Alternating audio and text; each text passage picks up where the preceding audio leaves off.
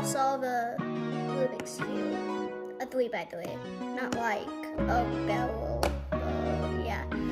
So basically, the first step is F2L. What that means is first two layers.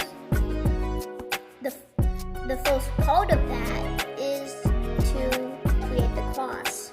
And to do that, you need to move any piece, like any edges, these are edges, that has white on them. So this is white, red, and I already have one in. So how do you know if an edge is in the correct place? Answer, centers. The centers never change. So it's always so whatever position it will be, like for example, if this was here or here, all the sides will always be the same. So I can let's actually get into it.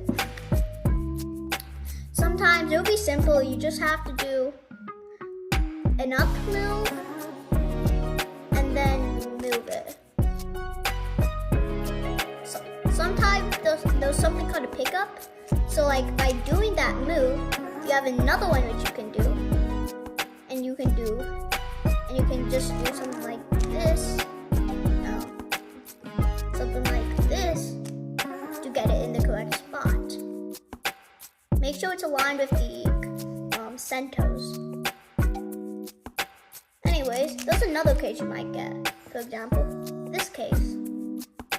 To do that, to get that out of there and into its correct position, you cannot simply just hone it, though it will not be in the correct spot.